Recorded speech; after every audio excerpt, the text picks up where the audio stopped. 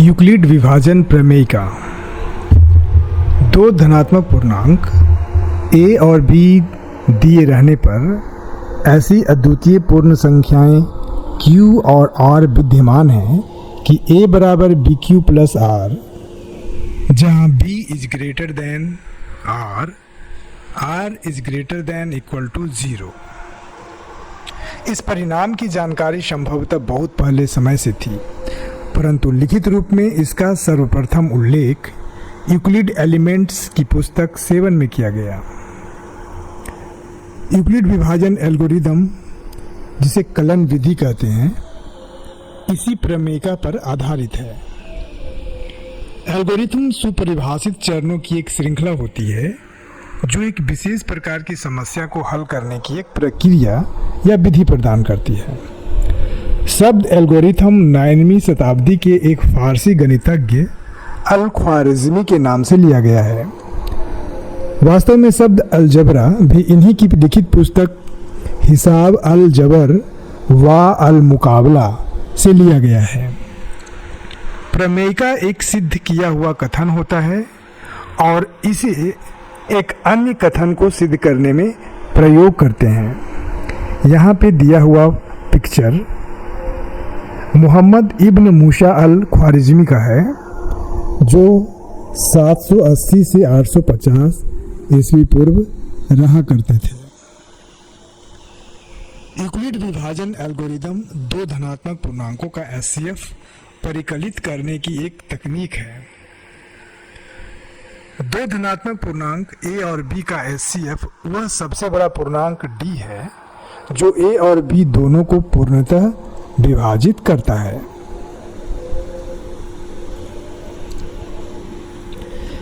Euclid विभाजन प्रमेयिका से संबंधित लोक पहेली है। देखिए, एक विक्रेता सड़क पर चलते हुए अंडे बेच रहा था। एक आलसी व्यक्ति जिसके पास कोई काम नहीं था ने उस विक्रेता से वाक्य युद्ध प्रारंभ कर दिया।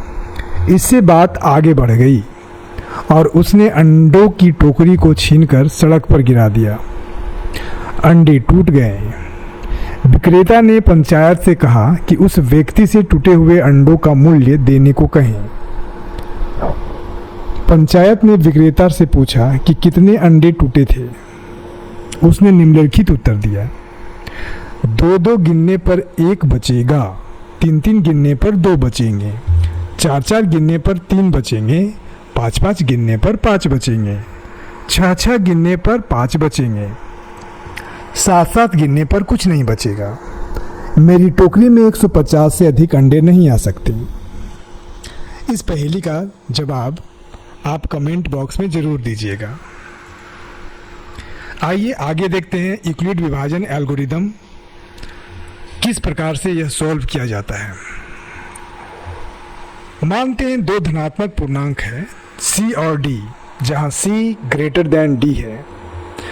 एचसीएफ ज्ञात करने के लिए हम कुछ चरणों का अनुसरण करते हैं। चरण 1 में सबसे पहले c और d के लिए यूक्लिड विभाजन प्रमेयिका का प्रयोग करना है।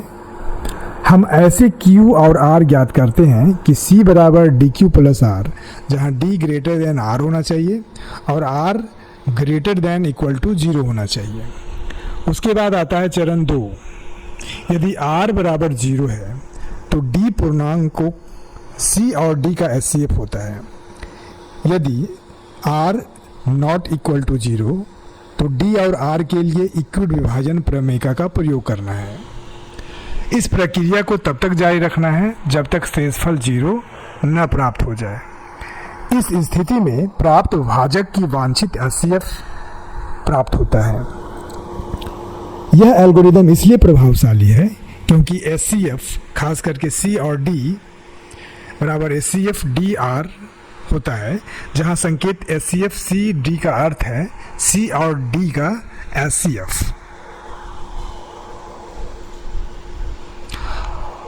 अब हम लोग देखते हैं प्रश्नावली 1.1, जिसमें सबसे पहला प्रश्न है निम्नलिखित संख्याओं का एचसीएफ ज्ञात करने के लिए यूक्लिड विभाजन एल्गोरिदम का प्रयोग करना है, जिसमें क्वेश्चन नंबर 1 दिया हुआ है 135 और 225। इसे हम लोग देखते हैं।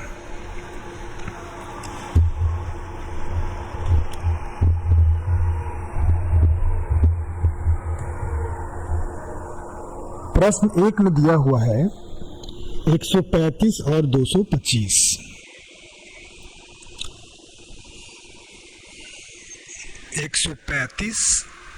और 225 यहाँ पर देखना है कि 225 जो है वो ग्रेटर देन है किससे?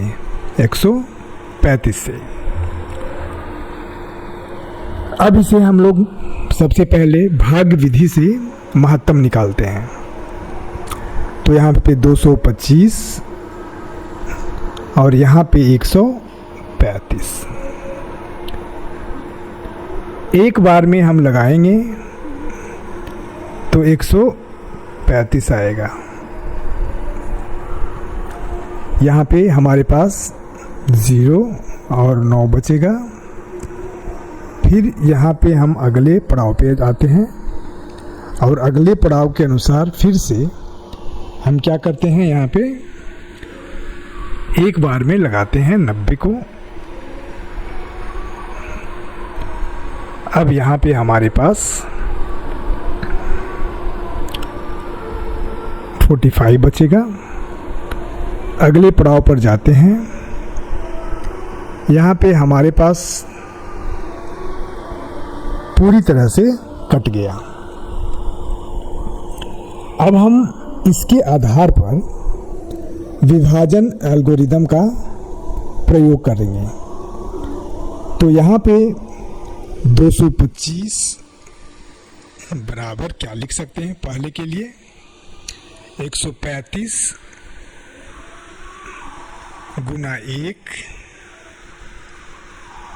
और प्लस जो हमारे पास क्या बचा है, शेष बचा है 90। दूसरे स्टेप में हम लोग क्या लिख सकते हैं, यहाँ पे 135 बराबर कितना आया, तो यहाँ पे हमें 90 गुने 1, 90 का गुना 1 और प्लस का क्या लिखेंगे 45। इस तरह से 45 भी 0 नहीं आया। अब अगले पड़ाव पर लिखते हैं, तो यहाँ पे लिखेंगे 90 बराबर 45 मल्टीप्लाइड 2 और यहाँ पे आपके पास क्या आ गया, 0 आ गया। इस तरह से हमारे पास जो अगला पड़ाव आया, जहाँ पे शेषफल 0 पाया गया और यह 45 जो है, जो भाजक है हमारा SCF होगा। तो लिख सकते हैं SCF इजकल टू 45। तो इसे समझने में कोई प्रॉब्लम्स नहीं होने चाहिए। अब हम लोग आते हैं क्वेश्चन नंबर 2 पे। क्वेश्चन नंबर 2 है 196 38220। 196 और 38220। तो यहाँ पे आप देखेंगे 38220 और 196 जो है, सबसे पहले हम एक बार का लगाएंगे 196 और इस तरह से आपके पास बचते हैं 6 2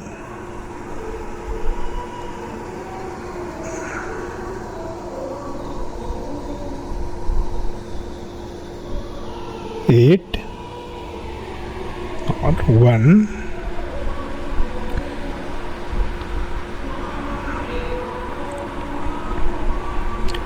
9 बार में लगाते हैं 1764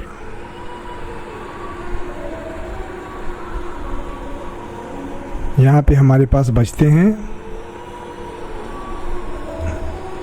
8, 9 और ये 0 और 5 टाइम्स में ये 9, 8, 0 ये पूर्ण रूप से क्या होते हैं, कट जाते हैं। तो यहाँ पे आपको क्या देखना है कि 38220 जो है ये 196 मल्टीप्लाई 195 भागफल भाजक और प्लस 0 के बराबर आ गया, प्लस 0। अतः हम लोग कह सकते हैं यहाँ पे HCF जो होगा किसके बराबर होगा, 196 के बराबर। ठीक है, उसके बाद हम लोग आते हैं क्वेश्चन नंबर 3 पे। 8, 6, 7 और 2, 5,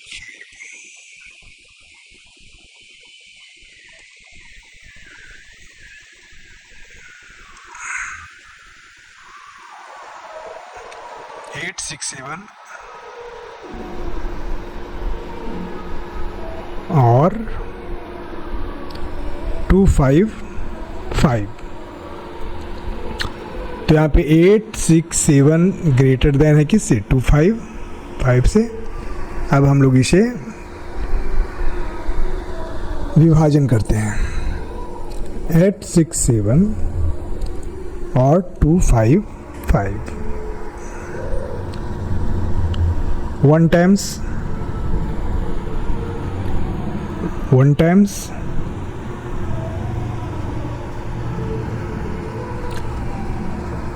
2, 5, 5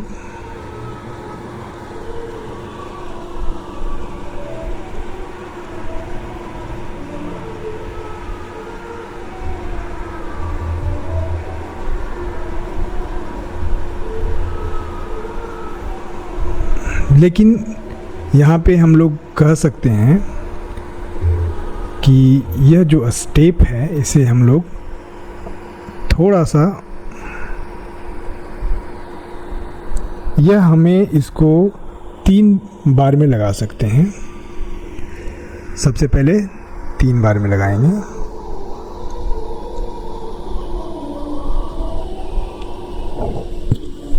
सेवन 6, 5। तो आपको यहाँ पे बच रहा है 2,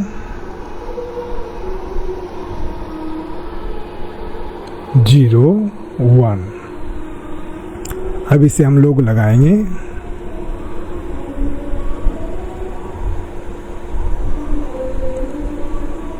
अब इसे हम लोग लगाएंगे 2 बार में,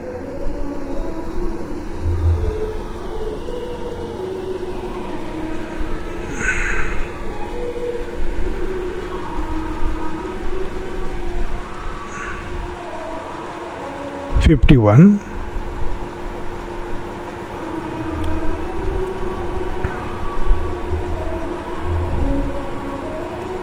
अब इसे हम लोग फिर से लगाएंगे 2 बार में और यहाँ पे हमें शेष 0 मिल गया। जब शेष 0 मिल गया तो हम लोग विभाजन एल्गोरिदम के हिसाब से आगे हम लोग लिखते हैं। तो 8, 6, 7 इजकल टू 2, 5, 5 मल्टीप्लाई 3 प्लस 102। अगला स्टेप में 2, 5, 5 is equal to 102 multiply 2 plus 51। Step number 3 में 102 is equal to 51 multiplied 2 plus 0। इसलिए यहाँ पे जो हमारा HCF होगा वह होगा कितना, 51, क्योंकि भाजक सबसे जो लास्ट में आया वह कितना आया, 51 आया। अब हम लोग अगले प्रश्न पे चलते हैं।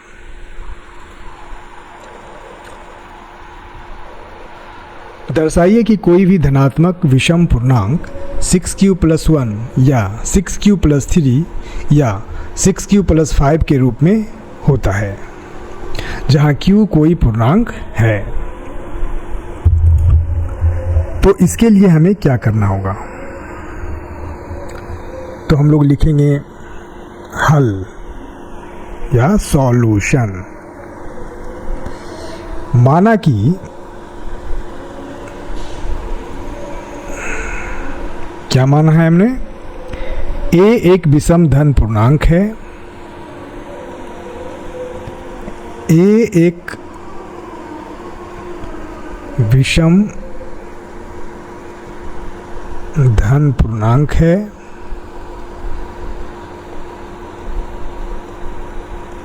ना। सबसे पहले हमें मानना होगा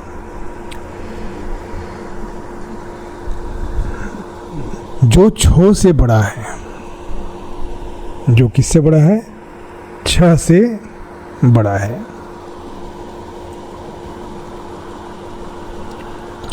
और b एक धन पूर्णांक इस प्रकार है ना, और b एक धन पूर्णांक इस प्रकार है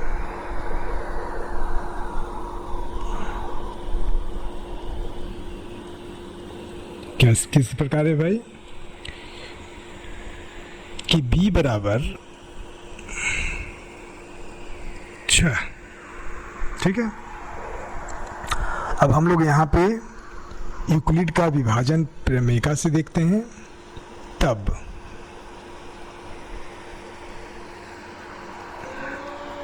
यूक्लिड विभाजन प्रमेयिका से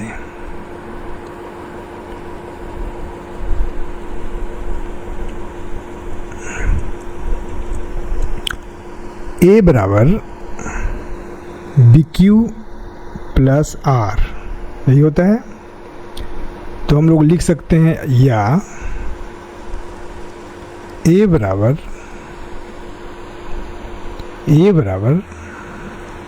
6q + R। क्यों भाई, क्योंकि हमने माना है, क्या माना है, जल्दी से बोलिए, b = 6, ये मैंने माना है। यहाँ R का मान क्या होना चाहिए, यहाँ R का मान 6 से कम होना चाहिए, 6 से कम होना चाहिए। समझ गए, क्या होना चाहिए, 6 से कम होना चाहिए। तब R का कौन कौन से मान हो सकते हैं, अगर 6 से कम है तब R का मान क्या क्या हो सकता है, 0 हो सकता है, 1 हो सकता है, 2 हो सकता है ना, 3 हो सकता है, 4 हो सकता है, 5 हो सकता है, यहाँ तक तो हो सकता है। तब क्या हम लिख सकते हैं, a बराबर 6q + 0 लिख सकते हैं, नहीं, और क्या लिख सकते हैं, a बराबर 6q + 1 लिख सकते हैं, 6q + 2 भी लिख सकते हैं, a बराबर 6q + 2, a बराबर 6q + 3, a बराबर 6q + 4,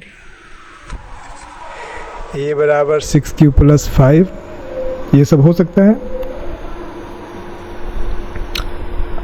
अब यहाँ पे आगे देखिए, अब क्या हम लोग लिख सकते हैं, चूंकि ए एक क्या है, विषम संख्या है ना, चूंकि ये एक विषम संख्या है, अतः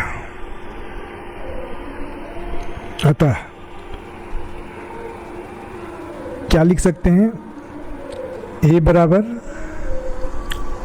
6q प्लस 0, 6q प्लस 0 है ना, और क्या लिख सकते हैं 6q प्लस 1, और क्या लिख सकते हैं 6q प्लस 2,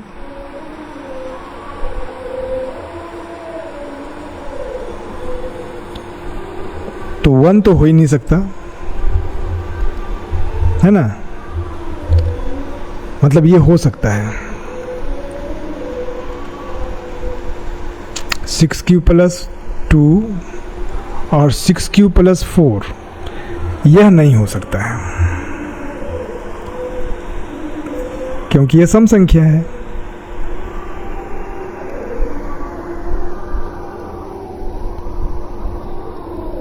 ना, नहीं हो सकते हैं। क्यों भाई, क्योंकि यह क्या है, नहीं हो सकते हैं, क्योंकि यह क्या है, सम संख्या है, सम संख्या है ना, और सम संख्या है तो यह 2 से क्या है, विभाज्य है, 2 से क्या है, विभाज्य है। तब हमारे पास कौन कौन से विषम संख्या बचते हैं, तब विषम संख्या हमारे पास जो बचते हैं, क्या क्या बचेंगे, तो a बराबर 6q प्लस 1, या क्या बन सकते हैं 6q प्लस 3 बच सकते हैं, या क्या बच सकते हैं 6q प्लस 5, ये बच सकते हैं, है ना।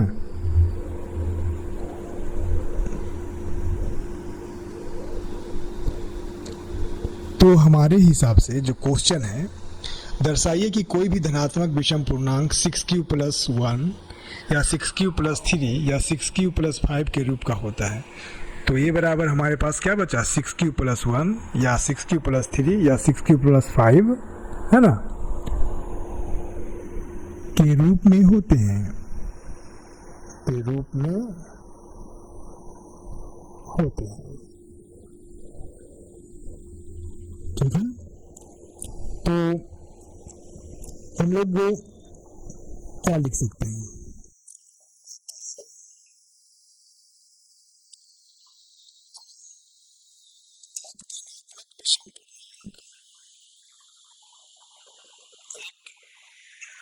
धनात्मक विषम पूर्णांक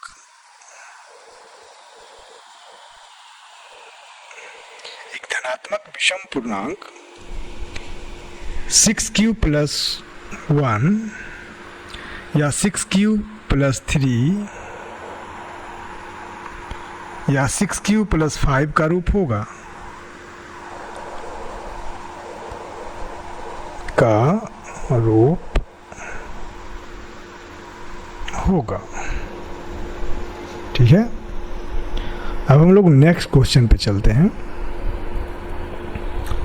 है ना। किसी परेड में 616 सदस्यों वाली एक सेना आर्मी की टुकड़ी को 32 सदस्यों वाले एक आर्मी बैंड के पीछे मार्च करना है। दोनों समूहों को समान संख्या वाले स्तंभों में मार्च करना है।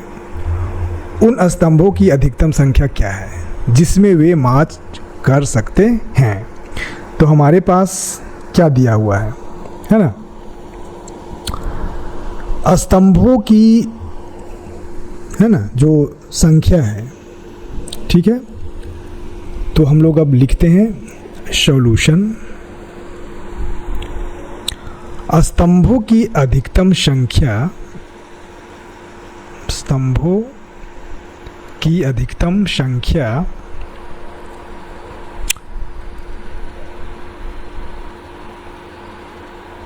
अधिकतम संख्या टुकड़ी के सैनिकों की संख्या टुकड़ी के सैनिकों की संख्या 616 और बैंड के सदस्यों की संख्या बैंड के सदस्यों की संख्या क्या है 32 का क्या होगा महत्तम समापवर्तक होगा। SCF है ना, यानी इसको हम लोग कहते हैं महत्तम समापवर्तक।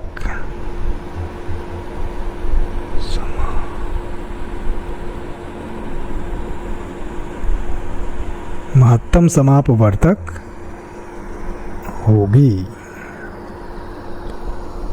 तो सबसे पहले हम लोग क्या करेंगे, महत्तम निकालेंगे किसका 616 और 32 का, है ना। तो सबसे पहले एक बार 32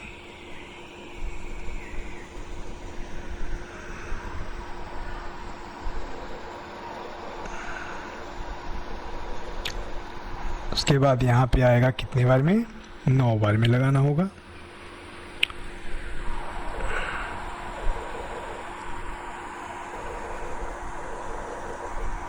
दो 288 तो यहाँ पे 8 बचेगा। अब हमारे पास 32 तो 8 चौके के 32, यहाँ पे शेष शून्य आ गया है। तो हम लोग एल्गोरिदम का प्रयोग करके कैसे लिख सकते हैं, तो 616 बराबर 32 गुने 19 प्लस में कितना 32, यहाँ पे तो 8 शेष बचा है 8, ये हम लोग लिख सकते हैं। और अगला हम लोग लिख सकते हैं 32 बराबर 8 गुने 4 प्लस 0। तो 8 हमारा जो है SCF आएगा, तो हम लोग लिख सकते हैं, इसलिए SCF बराबर 8। अतः सेना जो है 8 स्तंभों में मार्च कर सकती है।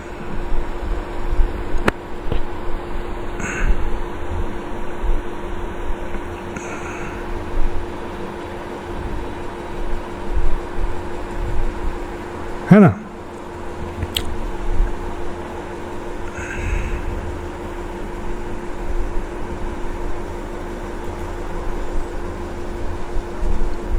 क्वेश्चन नंबर 4 पे आते हैं। यूक्लिड विभाजन प्रमेयिका का प्रयोग करके दर्शाइए कि किसी धनात्मक पूर्णांक का वर्ग किसी पूर्णांक m के लिए 3m या 3m प्लस 1 के रूप में होता है। यहाँ संकेत दिया हुआ है ना। यह मान लीजिए कि x कोई धनात्मक पूर्णांक है, तब यह 3q प्लस 1 या 3q प्लस 2 के रूप में लिखा जा सकता है। इनमें से प्रत्येक का वर्ग कीजिए और दर्शाइए कि इन वर्गों को 3m या 3m प्लस 1 के रूप में लिखा जा सकता है। तो हम लोग सॉल्यूशन से लिखते हैं। सॉल्यूशन, माना a तथा b ऐसे दो धन पूर्णांक हैं जहां a से बड़ा b है। माना कि a तथा b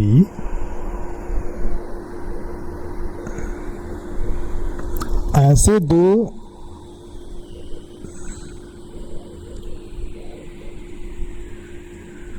धन पूर्णांक हैं धन पूर्णांक हैं कि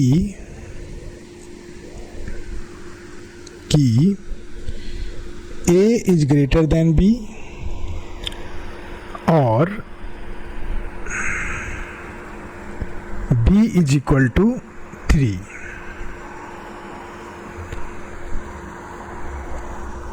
तब यूक्लिड विभाजन प्रमेयिका से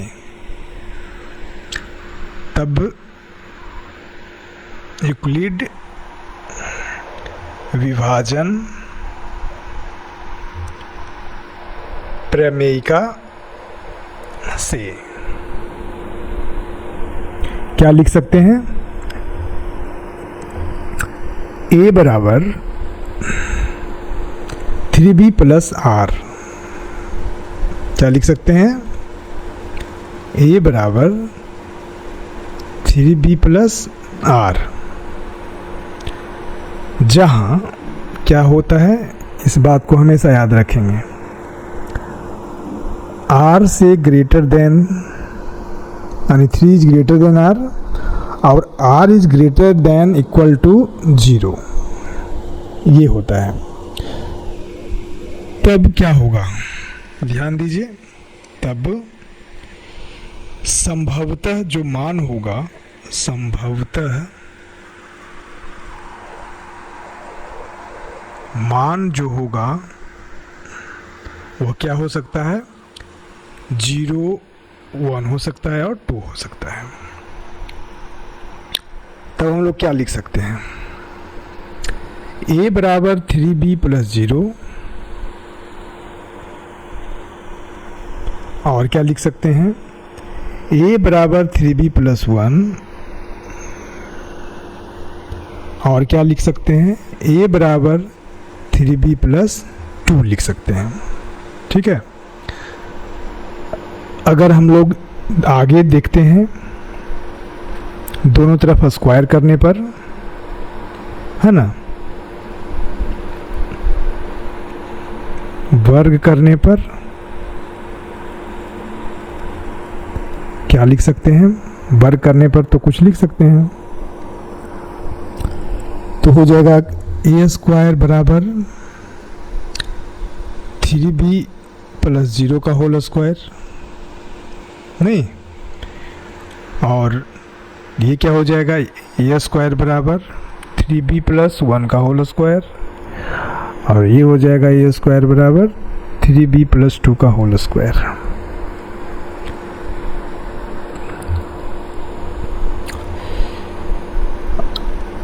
अगर क्या मानते हैं, यदि A स्क्वायर बराबर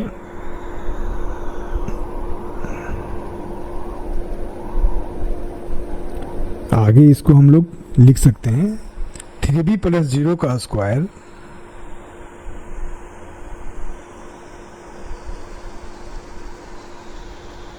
है ना, तो A स्क्वायर बराबर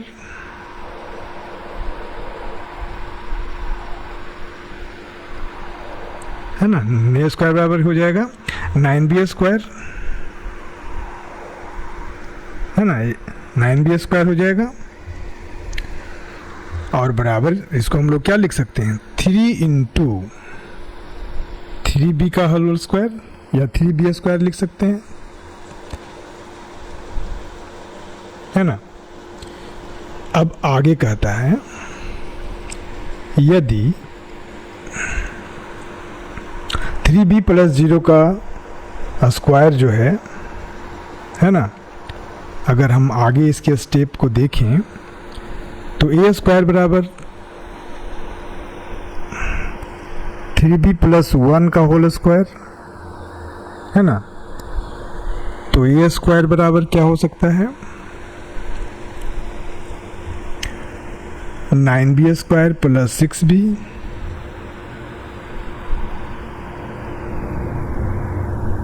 है ना, 9B स्क्वायर प्लस 6B और प्लस 1। अब अगर A प्लस B के होल स्क्वायर पर इसे तोड़ेंगे तो इसको आगे क्या लिख सकते हैं? बराबर दे करके हम इसी को क्या लिख सकते हैं, तो हम इसमें 3 क्या कर सकते हैं, कॉमन ले सकते हैं, और तब हमारे पास 3b² बचेगा प्लस 4b प्लस 1 और प्लस 1 है ना। तो यहाँ पर हमने क्या देखा, a² को विस्तार करने पर, है ना, a² को विस्तार से क्या स्पष्ट है, को विस्तार से स्पष्ट है, क्या स्पष्ट है, a² 3 से विभाजित होता है, a² 3 से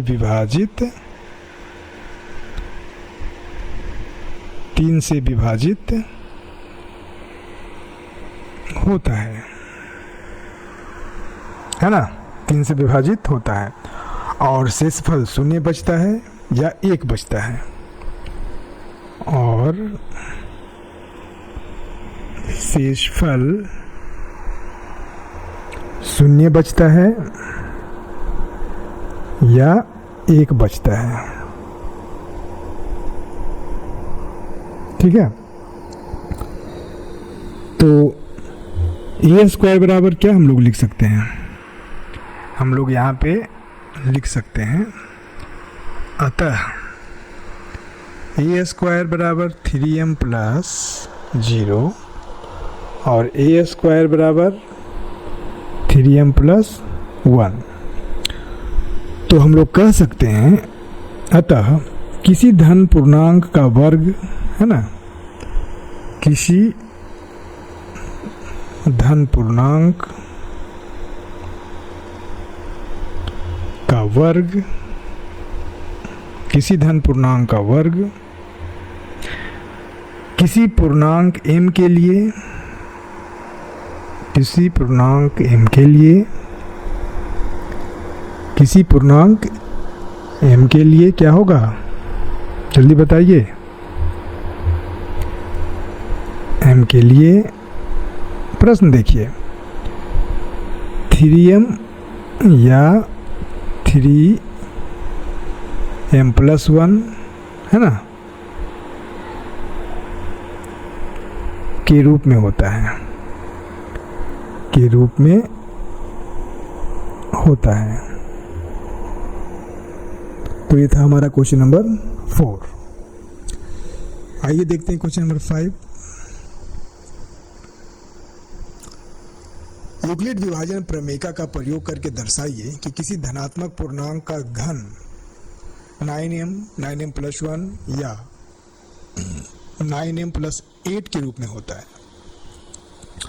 तो इसके लिए हमें कुछ चीज़ों को ध्यान में रखना है। तो चलिए सॉल्यूशन मानते हैं, है ना, और यहाँ से एक बीच वाला लाइन खींचते हैं, ओके, और फिर से आते हैं,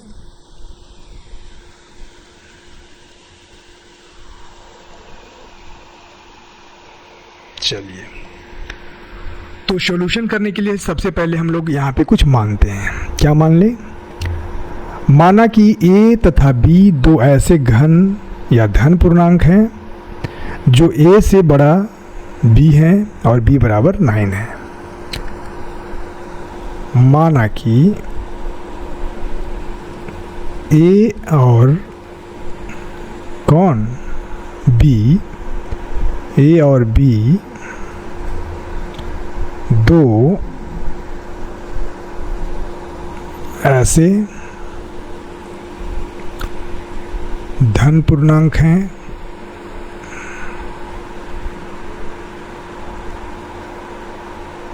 दो ऐसे धन पूर्णांक हैं, a बड़ा है b से और b बराबर क्या है 9 है। ठीक है, तब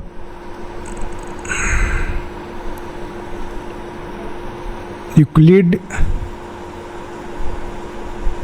विभाजन प्रमेयिका से, विभाजन प्रमेयिका से, प्रमेयिका से a बराबर 9b प्लस r, a बराबर 9b प्लस r, है ना। और यहाँ क्या होना चाहिए, क्या होना चाहिए, r का मान 9 से कम होना चाहिए, r का मान 9 से कम होना चाहिए।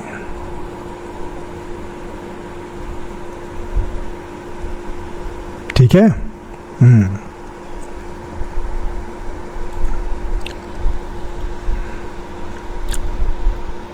अब देखते हैं यहाँ पे r का मान जब 9 से कम होगा तो r के कौन कौन से मान संभव होंगे।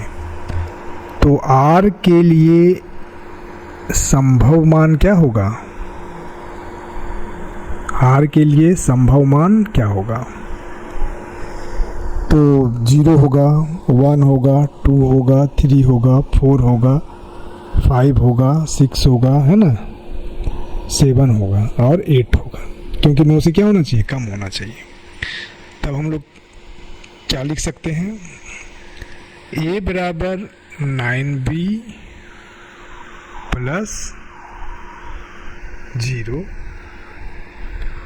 है ना, a बराबर 9b प्लस 1, a बराबर 9b प्लस 2, a बराबर 9b प्लस 3, a बराबर 9b प्लस 4, a बराबर 9b प्लस 5, a बराबर 9b प्लस 6, a बराबर 9b प्लस 7, a बराबर 9b प्लस 8, है ना, ये होना चाहिए। अब इसके बाद देखिए, जब क्या होगा, a बराबर 9b प्लस 0 होगा तो a क्यू बराबर क्या होगा, तो a क्यू बराबर हम लोग लिख सकते हैं 3b प्लस 0 का होल क्यू, है ना, बराबर क्या आएगा, अगर हम लोग इसको हम लोग क्यू करेंगे तो आएगा 27b क्यू, है ना। तो हम लोग लिख सकते हैं a क्यू बराबर 9, है ना, 3b क्यू। इस तरह से मान सकते हैं इसको समीकरण 1, है ना। अब यहाँ पे लिख सकते हैं जब क्या भाई, a बराबर 9b प्लस 1 है ना, a बराबर 9b क्या है, प्लस 1 है, तो क्या होगा भाई, a क्यू बराबर, तो a क्यू बराबर क्या होगा, 3b प्लस 1 का होल क्यू होगा। ठीक है, और इस तरह से a क्यू बराबर जो है, इस तरह से a क्यू बराबर जो है 3b का होल क्यू, 3b का whole cube plus 3 into 3b plus into 1, और इसको हम लोग लिख सकते हैं 3b प्लस 1 और प्लस 1 का होल क्यू, प्लस 1 का होल क्यू, या 1 क्यू बराबर 27b Q plus 27b Q हो सकता है, 3 तिया 9 तिया 27b क्यू, है ना, प्लस ये भी क्या हो जाएगा, 3 तिया 9,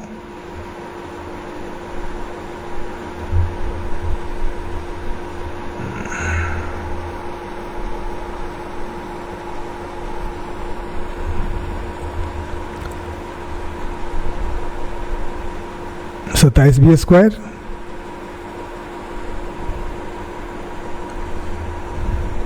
है ना, 27b² प्लस 9b+1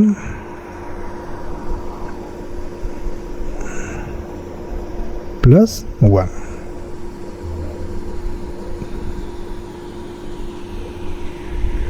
ठीक है, या ए क्यूब बराबर हम लोग लिख सकते हैं, तो हम इसे क्या कह सकते हैं, समीकरण 2 मान सकते हैं। इसे हम लोग मान लेते हैं समीकरण 2, है ना।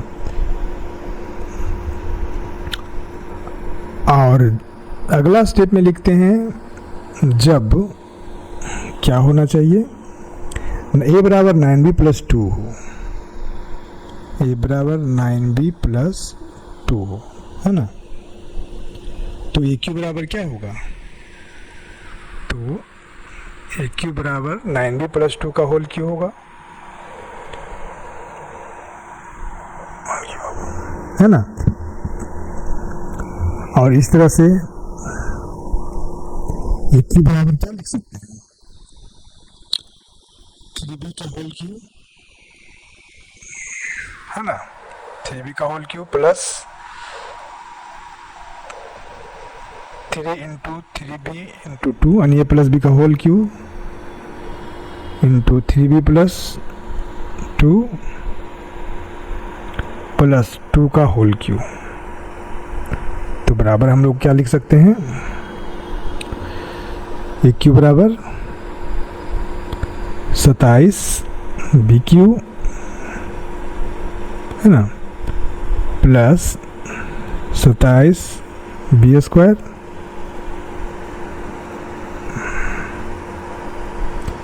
लेकिन 27 दूना 54 हो जाएगा ना यहाँ पे।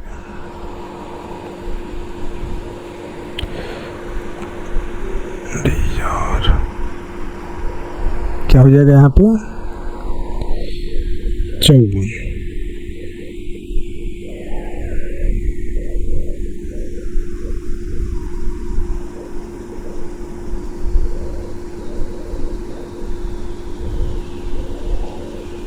सत्ताईस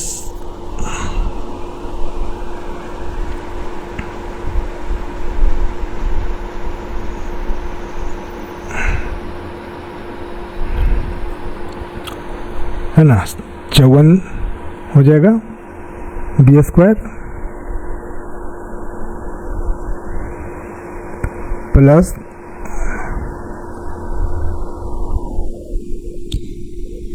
36 हो जाएगा, 3 3 9 3 18 दूनी 36 b हो जाएगा, प्लस में 8 हो जाएगा। तो हम लोग क्या कह सकते हैं इसको, ए क्यू बराबर, है ना, 27b³ plus 54b² plus 36b, ठीक है। और ये क्या हो जाएगा, प्लस में 8,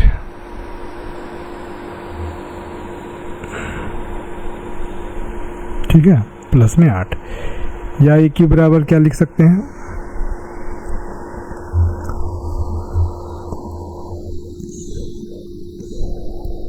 27b³ है ना, प्लस 18b प्लस 18b, और इसको हम लोग लिख सकते हैं 3b प्लस 2 है ना, प्लस 8। या हम लोग लिख सकते हैं ए क्यू बराबर 9 कॉमन ले लेते हैं, है ना, 9 कॉमन लेने पे हमें बचेगा 3b³ plus 6b² plus 4b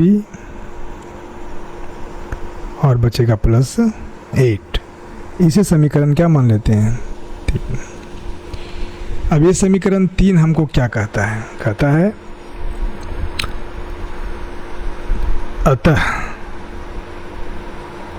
अतः क्या मान लें, अतः समीकरण 1 2 3 को ध्यान में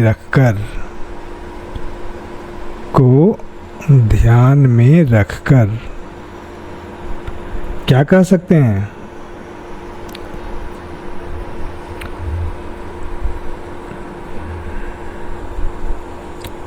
किसी धन पूर्णांक का घन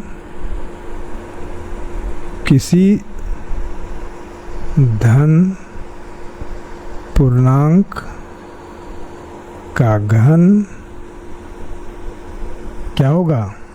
9m हो सकता है ना, 9m + 1 हो सकता है, 9m + 1 हो सकता है, और क्या हो सकता है? 9m + 8 के रूप में होता है,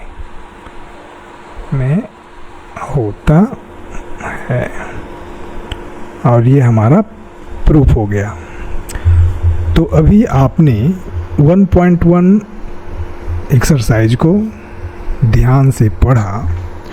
आगे इसको आप रिवाइज करिए, इससे आपको बोर्ड एग्ज़ाम में अधिक नंबर पाने में मदद मिलेगी। धन्यवाद।